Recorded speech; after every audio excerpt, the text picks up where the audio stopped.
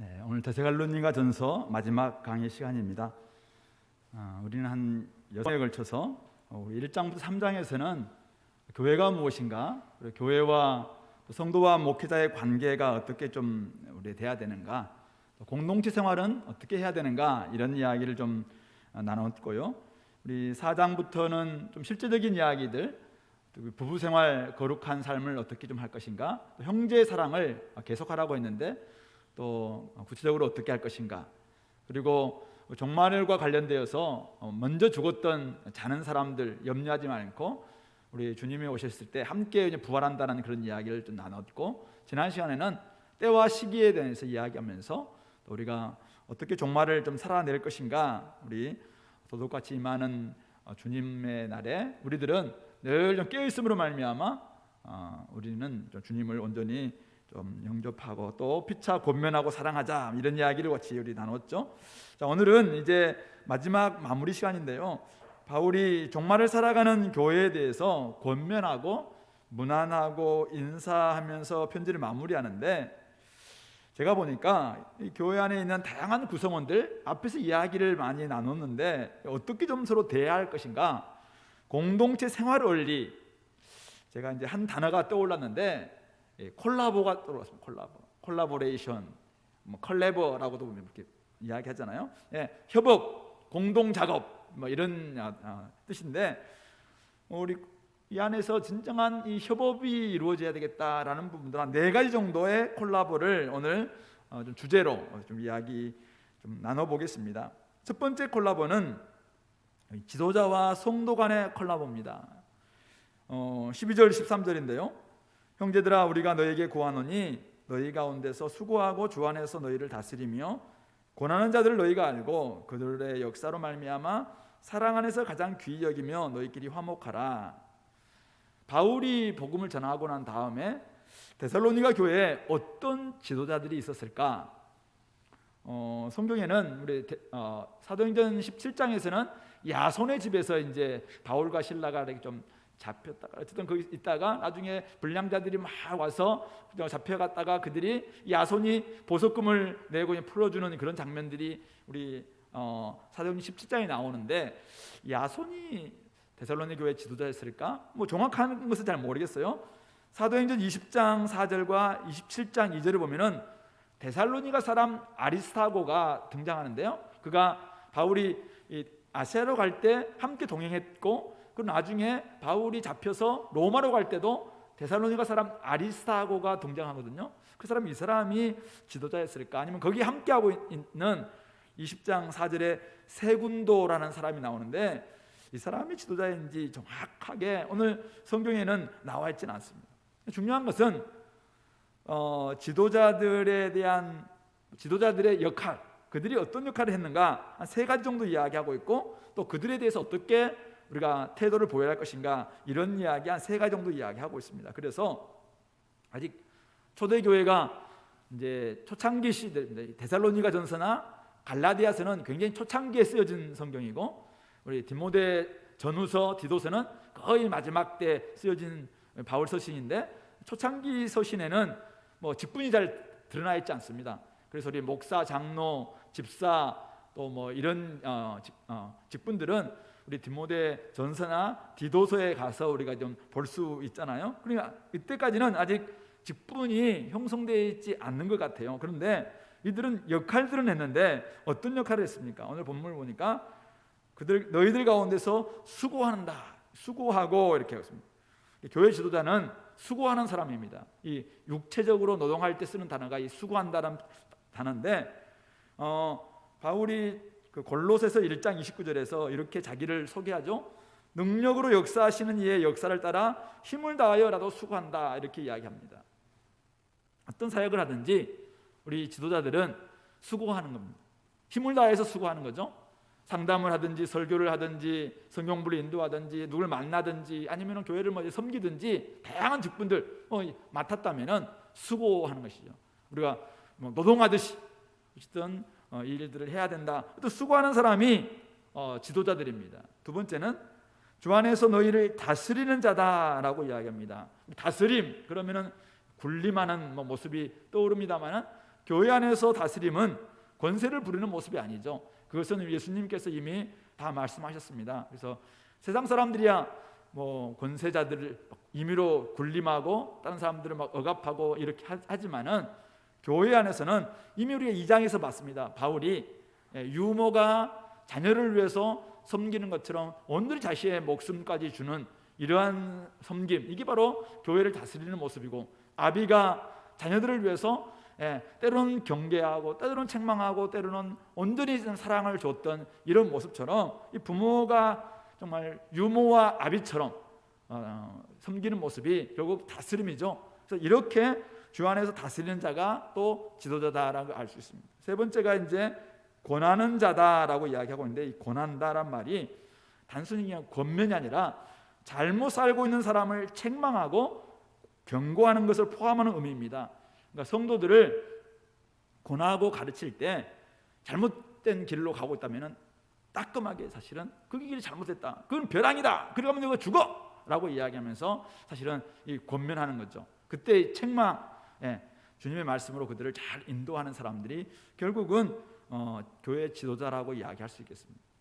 그러므로 오늘 공동체 안에서 목사, 장로, 집사, 또 우리 간사, 또 조장들, 오늘 우리 교회 지도자로 섬기고 있는데요, 우리가 해야 될 역할은 세 가지입니다. 수고하는 겁니다. 육체적으로 수고해야 됩니다. 땀 흘려야 됩니다. 기도에 수고가 있어야 되고, 성경부로 인도할 수고가 있어야 되고, 어쨌든 한 사람을 맡았다면 진짜 수고해야 됩니다. 이거 힘을 다해서 역사하시는 우리 성령님을 따라서 우리는 힘을 다해서 수고하는 것, 이게 오늘 조장으로서, 간사로서, 목사로서 교회에 누군가를 맡았다면 수고하는 모습이죠. 그냥 멤버들은 수고하는데 리더가 수고하지 않는다, 이런 개념은 우리 기독교 안에 없다라는 것 기억해야 되겠죠. 또 주님이 주신 말씀과 또 권위로 성도들을 잘 다스려야 됩니다. 잘 다스린다는 것은 어미와 아비처럼, 유모와 아비처럼 자기를 내어주는 이런 섬김을 통해서 다스리는 섬김의 리더십을 보여야 되겠죠. 또 옳은 길로 고난한 역할들을 잘 감당해야 됩니다. 잘못된 길로 가고 있는지가 아닌지를 늘 눈여겨보면서 말씀으로 권면하고 인도하는 역할들, 어쨌든 교회를 맡고 또 누군가를 맡고 한 명을 맡았든 소급을 맡았든 아니면 어떤 일을 맡았든 주님께서 맡겨주신 그런 직분이라면 우리의 역할들은 무엇인가? 수고하고 다스리고 권하는 역할이다라는 사실을 기억해야 되겠죠. 자, 우리 지도자들은 그렇게 해야 된다면 성도들은 어떻게 해야 될 것인가? 그들을 향해서 오늘 세 가지로 이야기하고 있죠. 너희가 알고라고 이야기하고 있습니다. 너희가 알고, 12절의 하반절에. 두 번째는 그들의 역사로 말미암아 사랑 안에서 가장 귀히 여기며, 세 번째 너희끼리 화목하라라는 것입니다. 그래서 알고라는 표현에 다른 번역으로는 존경하고 이렇게 표현합니다. 그들이 하고 있는 일을 제대로 안다면은 그들을 존경할 수 있겠죠. 성도가 만약 목회자를, 성도가 또 자기 조원들이 조장을, 아니면은 어떤 부서의 간사를 존경하지 않는다, 존중하지 않는다, 그러면 사실은 거기는 온전한 콜라보가 이루어질 수 없다는 말씀이겠죠. 사랑 안에서 가장 귀히 여기며, 왜 그들을 귀히 여겨야 될 것인가? 그들이 맡은 역할과 책임 때문에, 맡은 그 내용 때문입니다. 하나님이 그에게 교회를 맡겨주셨고, 하나님이 그에게 말씀을 맡겨주셨고, 하나님이 그에게 하나님의 양무리를 맡겨주셨잖아요.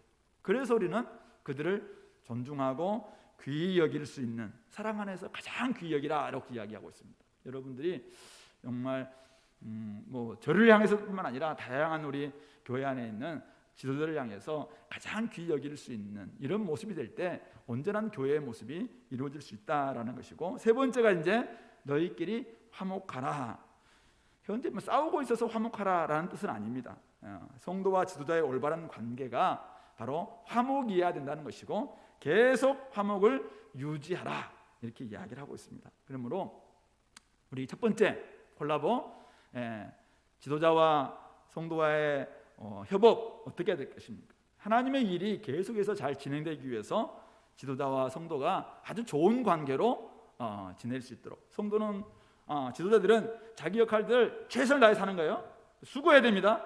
게으르고 그러면 안 됩니다. 어쨌든 수고하고 시간 관리, 뭐 재정 관리, 은사 관리, 그리고 나머지 것들 최선을 다해서 우리 한 사람을 위해서 정말 자기 목숨까지 줄 수 있는 이런 태도로 수고해야 되는 것이고, 멤버들을, 우리 성도들은 그들을 사랑하고 존경하고 또 그들을 귀히 여기고 또 화목하고 이런 모습들이 돼야 되겠죠.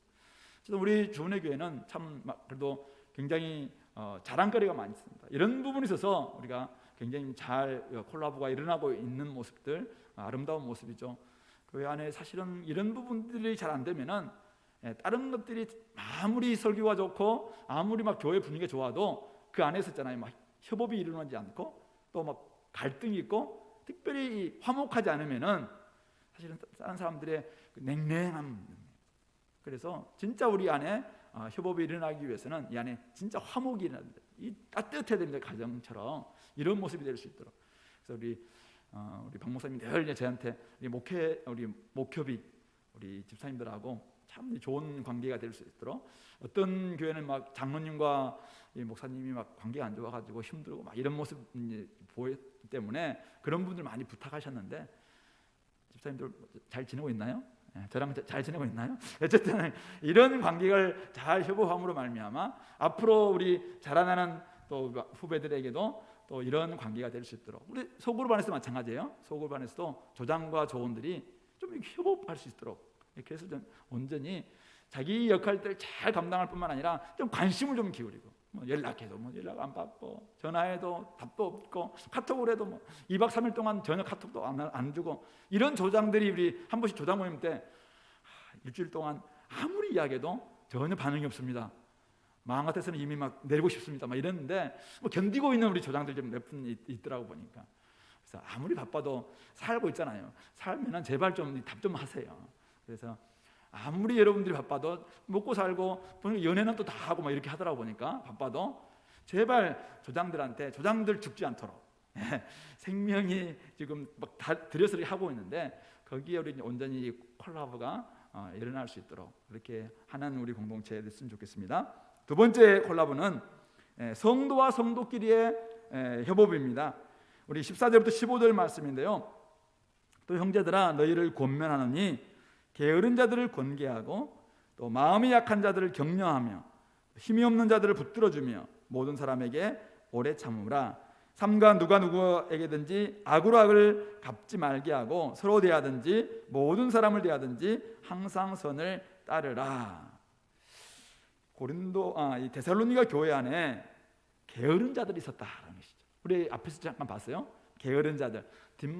데살로니가 후서에 가면은 이 게으른 사람들에 대해서 더 이제 이야기를 하는데요. 이 게으른 사람들은 옛날 개역 한글인가요? 거기서는 규모 없는 자들 이렇게 번역도 되기도 하고, 그렇게 했습니다. 규모 없이 살아가는 사람들. 또 저번에 우리 형제 사랑을 이야기할 때 자기 일을 하지 않고 하는, 그냥 현실 도피하는 것처럼 종말에 가까웠으니까 내 일도 하지 않겠다, 이런 사람들을 이야기하고 있습니다. 이런 사람들을 게으른 자들 이렇게 이야기하고 있는데, 그들에 대해서는 어떻게 해야 됩니까? 한마디로 해서 권계하라, 이렇게 책망하라. 종말에 대한 잘못된 생각으로 자기 일을 하지 않음으로 말미암아 공동체의 짐이 되기도 하고, 또 사실은 자기가 제대로 살아가지 않으니까 주변 사람들에게도 덕이 되지 않는 이런 사람들이 있다면은 이것은 성도들이 서로 권계해 줄 일이다, 이거죠. 그래서 경고하고 책망하고 그들의 잘못된 생각, 잘못된 사고방식, 잘못된 삶의 태도 또 가르쳐주고 깨우치는 것, 이것이 바로 성도끼리 안에서 일어날 일이다라는 것입니다. 결국 왜냐하면은 이 생각과 사상이 잘못되면은, 생각과 사상만 잘못된 게 아니라 생각은 반드시 삶으로 나타나게 되어 있습니다. 그래서 삶이 잘못되면은 결국은 주님 욕 먹게 되어 있거든요. 그래서 결국은 그들이 잘못된 생각, 잘못된 사상, 잘못된 종말론으로 인해서 지금 게으르고 규모 없는 삶을 살고 현실 도피하고 맨날 교회 안에만 있다든지 맨날 막 기도만 간다든지 이런 사람들이 있다면은 그들은 권계해서 바로 살게 만들어야 된다, 이 이야기를 하고 있는 것입니다. 두 번째는 마음이 약한 자들을 격려하라, 이렇게 이야기하고 있는데, 여기 마음이 약한 자들은 박해와 죽음 앞에서 쉽게 두려움에 빠지는 사람을 의미합니다. 그러니까 우리가 우리 5장 1절에서 봐왔던 때와 시기에 대해서 4장 13절에서 자는 자들에 대해서 사실 굉장히 슬퍼하고 염려했던 사람들 있잖아요.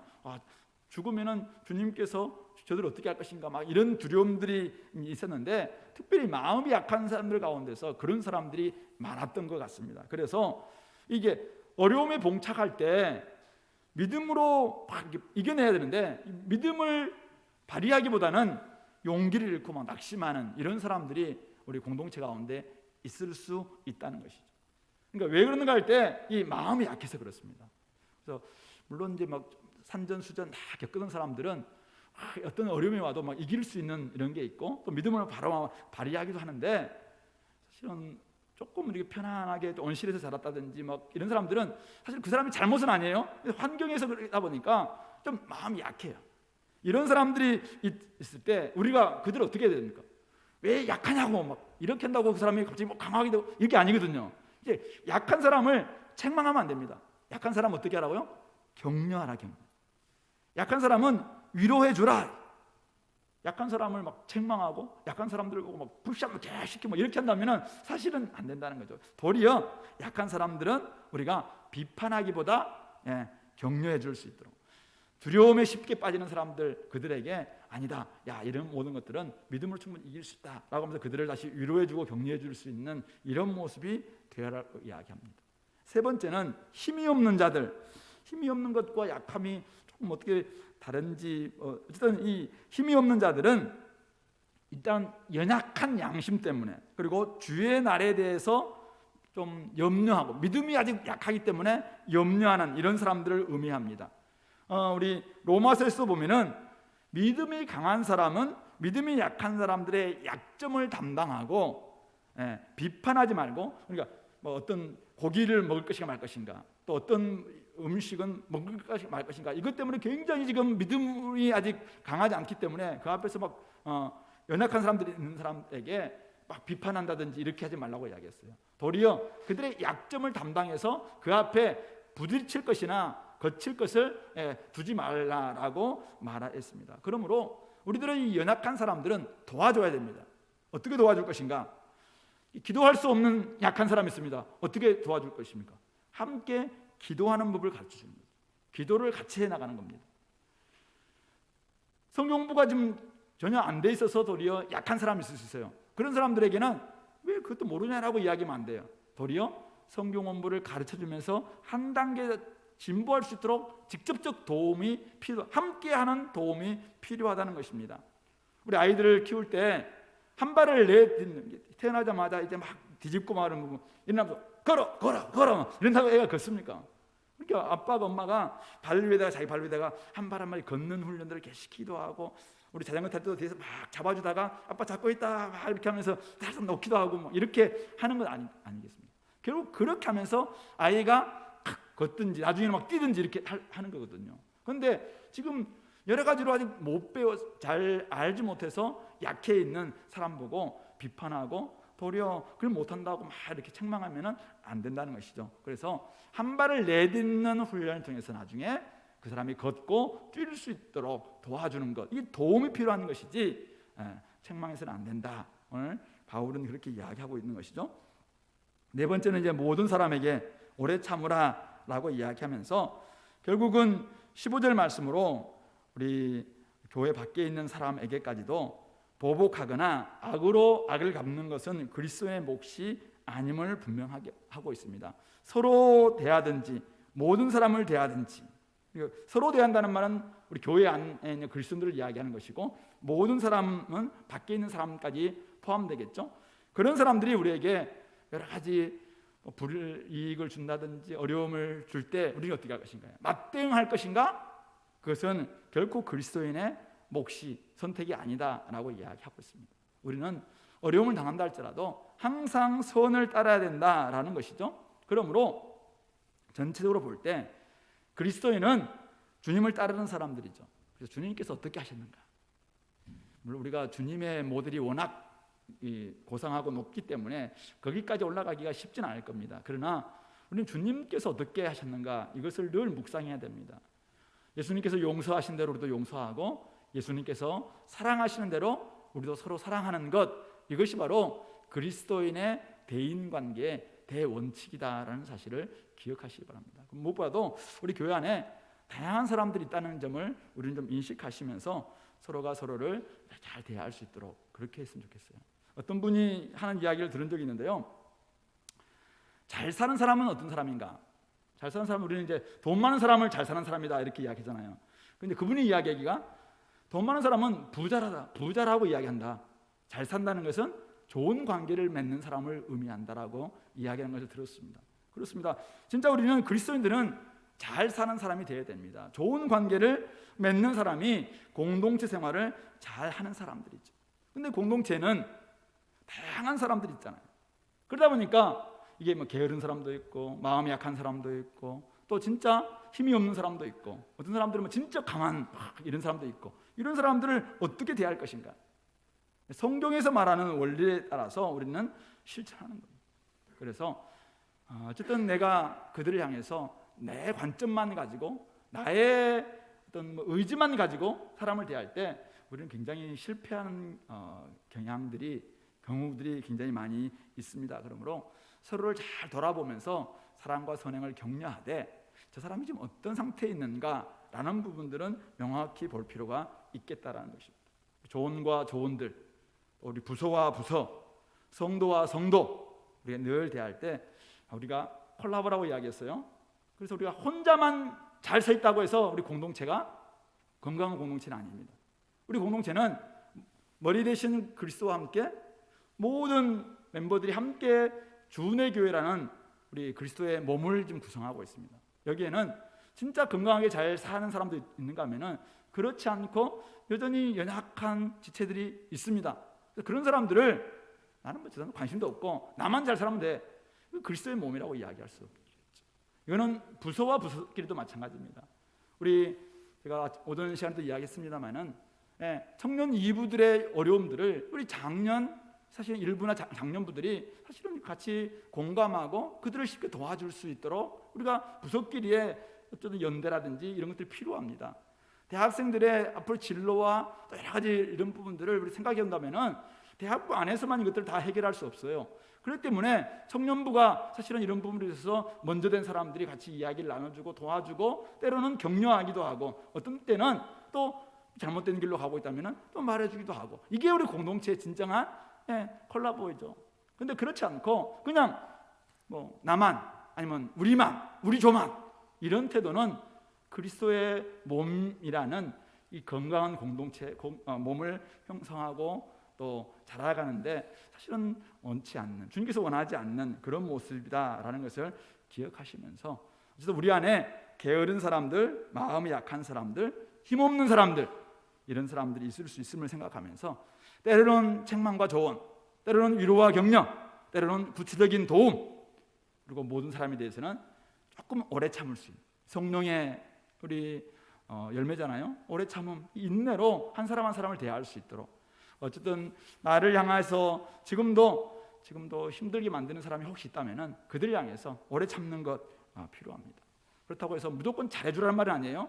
잘해주는 것만이 능사는 아니다라는 것을 우리는 많이 들어왔습니다. 그러므로 우리 안에 어떤 자녀들이 건강하게 잘 자라가기 위해서 부모들이 때로는 막 책망하기도 하고 그들에게 필요한 조언을 주는 것처럼 우리 공동체 안에서도 진짜 여러분들이 사랑한다면 우리 그 지체를 사랑하고 우리 공동체 사랑한다면 어떨 때는 구체적인 조언을 주시고 어떨 때는 잘못된 길로 가고 있다면 그에 대해서 그것은 아니다라는 것을 명확히 이야기하면서 또 가르쳐 주기도 하고 이게 지도자들만 해야 될 일이 아니라 성도끼리 해야 될 일이라고 이야기하고 있습니다. 그렇게 하도록 도와줘라라고 이야기하고 있습니다. 그래서 성도의 온전한 콜라보가 이루어짐으로 말미암아 주님 기다리는 정말 살아가는 우리 공동체답게 그렇게 우리 주의 공동체가 성장할 수 있게 되기를 바랍니다. 세 번째 이제 콜라보인데요. 한번 어떤 콜라보인지 한번 여러분들이 생각해 보세요. 자, 16절부터 18절 말씀은 너무나도 유명한 말씀. 우리 같이 한번 읽어볼까요? 시작. 항상 기뻐하라, 쉬지 말고 기도하라, 범사에 감사하라. 이것이 그리스도 예수 안에서 너희를 향하신 하나님의 뜻이니라. 하나님께서는 그리스도 예수 안에 있는 형제 자매들을 진짜 사랑하시죠? 사랑하는 자녀들한테 우리 부모나 사실은 기대감이 있죠. 그것을 우리는 뜻이라고 이야기하고 있는데 하나님이 원하심이 있습니다. 그 원하심이 뭡니까? 우리 자녀들이 이렇게 했으면 좋겠다. 우리 좀 이렇게 했으면 좋겠다. 이게 이제 원함이잖아요. 그 원함이 오늘 세 가지라고 이야기했어요. 항상 기쁨을 유지하는 것, 쉬지 말고 기도하는 것, 범사에 감사하는 것, 전천후 기쁨, 또 쉬지 않고 변함없는 기도, 또 어쨌든 끊임없는 모든 일에 감사. 이게 오늘 주님께서 우리를 향해서 가지고 있는 하나님의 뜻이라고 이야기하고 있습니다. 그래서 어떤 분은 이것이 과연 뭘 의미하느냐, 우리 존 스토트 목사님 같은 분은 이것은 우리 공적 예배를 가리키는 거다. 예배 안에서 항상 기쁨과 쉬지 말고 기도하는 것과 범사의 감사가 이루어지는 그런 예배를 드려야 된다라는 부분으로 해석을 하시고, 어떤 분들은 이것은 우리 그리스도인의 모든 삶의 영역에서 항상 감사, 또 기쁨, 쉬지 말고 기도하고 범사의 감사함이 이루어져야 된다라고 해석하기도 합니다. 저는 후자가 더 맞지 않는가, 제 나름대로 그렇게 생각합니다. 그래서 전천후 기쁨과 쉼없는 기도, 또 범사에 감사하는 이런 모습들이 단지 우리가 이 공적인 예배뿐만 아니라 감사로 예배를 드리고 또 기쁨으로 예배를 드리고 기도로 예배를 드릴 뿐만 아니라 우리가 삶의 예배는 훨씬 더 이렇게 확장되어서 여러분들의 일상 속에서도 항상 기뻐하고 범사에 감사하고 쉬지 말고 기도할 수 있는 이런 모습들이 있으면 얼마나 좋겠고 하나님이 정말 기뻐하지 않겠나 이거죠. 자, 근데 그것을 위해서 오늘 19절부터 22절이 있는 게 아닌가 이 생각이 되봅니다. 그러니까 하나님의 뜻인 기쁨과 기도와 감사를 잃지 않기 위해서는 성령을 소멸하지 말며라는 이 명령이 있는 것입니다. 이 성령을 소멸하지 말아야 된다. 다른 번역으로는 성령의 불을 끄지 않아야 된다라는 뜻입니다.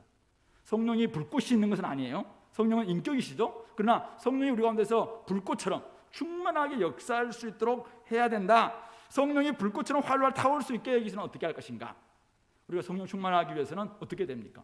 늘 성령께 우리가 무릎 꿇고 성령을 기다리고 성령이 시키는 대로 순종하고 이런 모습이겠죠.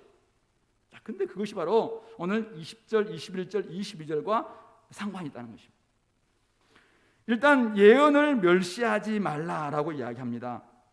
하나님께 주시는 예언, 앞날이 어떻게 될 것이다 이런 것 우리 예언이라고 생각하지만 우리가 고린도서 피벳을 통해서 예언은 예금할 때 예자를 써서 맡았다라는 의미 속에서 하나님 말씀이 우리 가운데서 이렇게 맡은 말씀이 들려지는 것도 예언이다. 그래서 오늘날은, 옛날에는 하나님께서 앞날과 우리 공동체를 향해서 좀 미리 이렇게 말씀하신다는 의미에서 예언이 있었다면 오늘날은 말씀을 맡았다라는 의미 속에서 이 말씀을 맡은 사람, 목사를 통해서, 지도를 통해서 우리에게 선포되는 말씀이 예언의 말씀이다라고 우리가 그렇게 받아들이는 거예요. 자, 그런데 하나님 주시는 예언을 어떻게 하라고 이야기합니까? 멸시하지 않아야 된다. 그래야지 사실은 하나님 말씀에 우리는 순종할 수 있는 것이죠. 신약 성경이 완성되기 전입니다, 지금이. 근데 그때는 하나님이 다양한 예언의 말씀들이 막 일어났죠. 그래서 우리가 고린도전서와 같이 12장, 13장, 14장이 필요한 이유가 그 예언들이 막 있을 때 어떻게 할 것인가. 그래서 두세 사람이 예언하게 하고 다른 사람이 예언이 임하면 앞에 있던 사람들은 잠잠하고 또 이 말씀이 옳은지 그른지도 분별하는 이런 일들이 있어야 된다는 이야기를 우리가 했죠. 그래서 우리가 질서를 지킬 것을 이야기하는 우리 고린도전서 14장의 말씀이 있었습니다. 중요한 것은 하나님의 예언이 우리 가운데 임할 때 그 예언의 말씀을 멸시하지 않는, 순종하겠다라는 태도가 굉장히 중요합니다. 자, 그런데 어떤 말씀이 좋은 예언이냐, 순종해야 될 말씀이냐 이거죠. 왜냐하면 그 당시에는 안 좋은 예언들, 또 막 거짓 선지자들 이런 사람들의 예언들도 많이 있었거든요. 그래서 21절, 22절이 사실은 같이 나옵니다. 범사에 헤아려 좋은 것을 취하고, 이 말을 모든 예언을, 모든 것을 시험하여 이런 뜻입니다. 모든 예언을 시험해서 좋은 예언을 취해라 라는 것으로 우리는 해석할 수 있습니다. 물론 저도 옛날에 이 22절, 21절, 22절을 범사헤아려 좋은 것을 취하라, 우리가 한번 모든 걸 시도해보고 도덕적, 윤리적, 또 성도에 걸맞은 의미 속에서 그냥 삶에 유익한 것들, 좋은 것들 다 취하라, 이런 것으로 해석해도 괜찮습니다. 그러니까 삶에 유익한 윤리적이고 도덕적이고 영적인 좋은 것들, 선한 것들 그거 취해라, 맞죠? 그리고 악한 것은 그 어떤 모양이라도 다 버려라, 이렇게 그냥 일반론적으로 해석해도 틀리지 않는다고 생각합니다. 그런데 제가 보기에는 20절에 예언을 멸시하지 말고라는 이 맥락에서 본다면은 결국 예언과 관련되어 있는 것이 아니냐 이거죠. 당시에는 이 계시와는 상관없이 공동체에 덕을 끼치지 않고 또 자기가 어쨌든 뭐 받았다고 생각하는 막 이 잘못된 예언으로 말미암아 공동체에 엄청 어려움들이 많았던 시대입니다. 그러다 보니까 오늘 사도는 범사에 헤아려 모든 예언을 시험해서 그 예언이 하나님으로부터 왔는지 아닌지에 대해서 정말 다 시험해서 좋은 것을, 공동체에 유익한 것을 취하라. 반면 하나님의 말씀에서 벗어나서 복음에서 벗어나고 사실은 어떤 것들, 이것들이 악한 것들이에요. 그것은 때로는 듣기에 되게 좋을 수 있어요. 그리고 먹기에도 되게 편한 것일 수 있어요. 근데 그것들이 우리 공동체에 딱 적용됐을 때는 공동체를 망가뜨리는 예언들이 많이 있었습니다. 이런 것들은 악한 것들입니다. 그런 것들은 어떤 모양이라도 버리라라는 그런 공동체 예언과 관련된 말씀이 아닌가라는 생각을 해봅니다. 살아내기 힘들어도 복음에 합당한 예언은 바른 예언입니다. 예를 들어서 다른 사람들을 섬겨라. 오늘 하나님 말씀이 임했다고 하면서 사도가 이야기합니다. 네가 지금 다른 사람들을 위해서 섬겨야 된다. 네 것을 더 내줘야 된다. 네 시간을 더 내줘야 되고 너의 마음도 내주고 그를 위해서 더 봉사하고 진짜 그가 종이 되라. 이런 예언을 딱 임했다고 합시다. 그러면은 살아내기는 쉽지 않죠.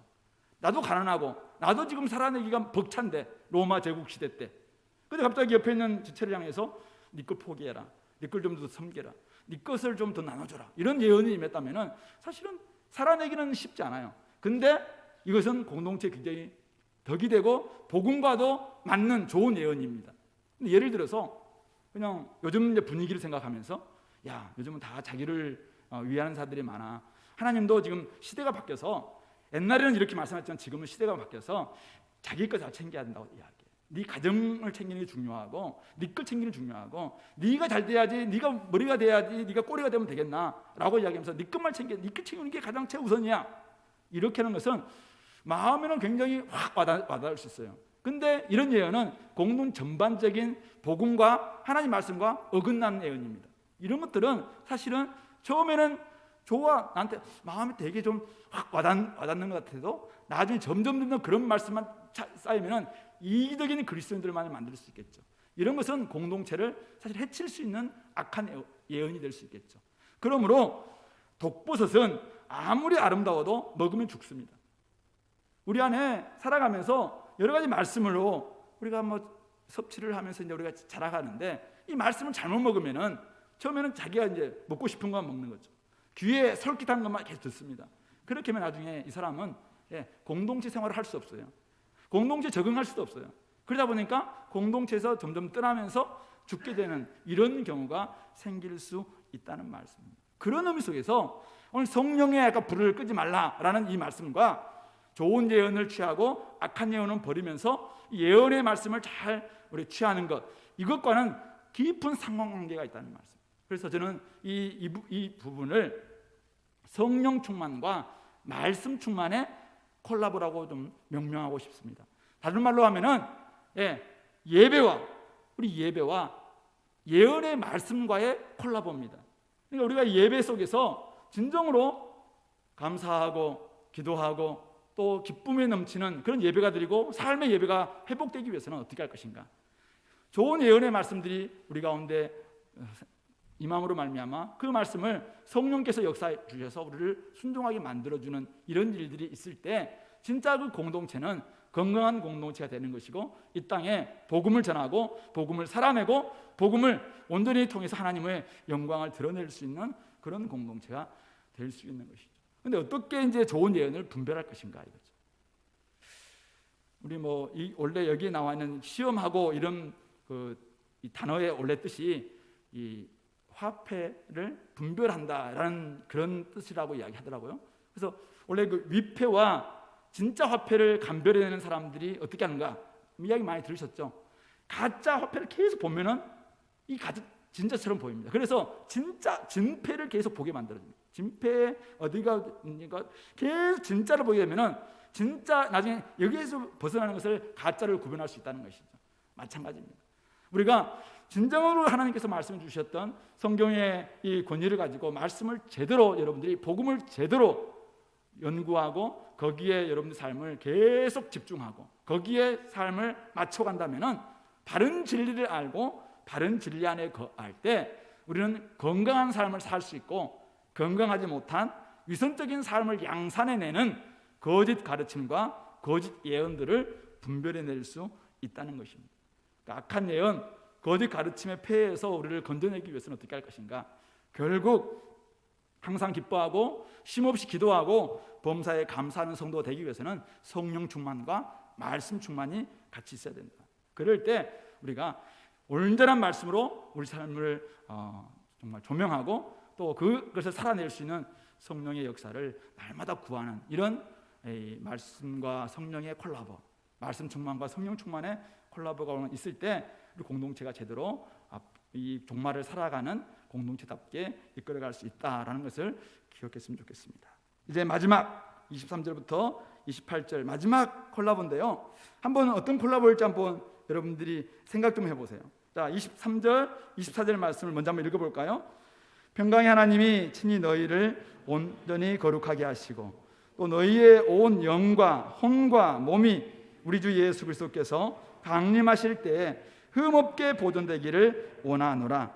너희를 부르신 이는 미쁘시니 그가 또한 이루시리라. 하나님이 우리의 공동체를 온전히 거룩하게 하고 또 우리의 영과 혼과 몸, 영혼과 육체 이렇게 이야기해도 괜찮을 것 같아요. 우리 주 예수님 강림하실 때까지 흠없게 보존되기를 원한다. 바울의 원함이지만 하나님께서 이렇게 해주신다라는 것을 이야기하고 있죠. 24절에 너희를 부르신 이는 미쁘시기 때문에 그가 이런 모든 일을 이루어 주실 것이다.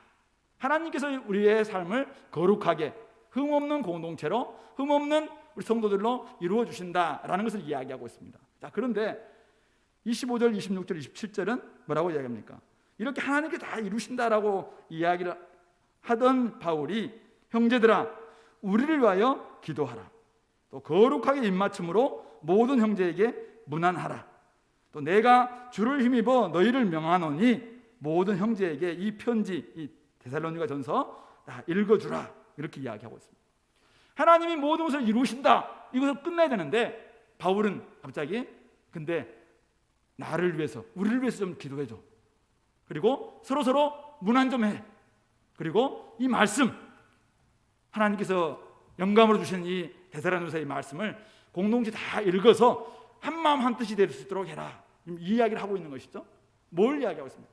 하나님과 우리 인간의 콜라보를 이야기하고 있습니다. 결국은 하나님께서 우리 공동체를 주권적으로 이끌어 가실 겁니다. 결국 거룩하게 하고 흠없도록 보존하시는 분은 하나님이세요. 하나님께서 우리 공동체를 이끌어 가실 것입니다. 근데 하나님께 맡기고 우리는 가만히 있으면 되나요? 아닙니다. 우리는 서로를 위해서 기도하고 또 서로 문안하고 그리고 이 말씀이 하나님이 우리 가운데 임했던 말씀이다 생각하면서 함께 그것을 읽고 점검하고 또 우리가 실천할 수 있도록 애를 쓰는 이 노력들이 같이 있어야 되는 것이죠. 우리 잘 알고 있는 하나님의 주권과 인간 책임의 이 신비로운 연합, 이것이 오늘 우리 공동체가 이루어야 될 마지막 네 번째 콜라보다라는 것을 보여주고 있는 것입니다. 물론 28절 말씀처럼 우리 주 예수 그리스도의 은혜가 없이는 이 모든 것들은 불가능할 것입니다. 그러므로 하나님이 우리 공동체를 가족으로 부르시고 또 서로를 돌아보게 하고 거룩하고 흠없는 그런 공동체로서 정말 주님이 다시 오시는 강림까지 유지하실 수 있도록 하나님이 불러주셨기 때문에 하나님께서는 끝까지 이 모든 것을 이루어 주시는 주권적으로 앞에서 이끌어 주실 것입니다. 그러므로 우리는 늘 하나님 우리 공동체를 이끌어 주십시오. 우리의 마음은 우리가 경영한 날짜라도 일을 이루시는 분은 하나님이십니다. 하나님 도와주십시오. 기도해야 되는 이유죠.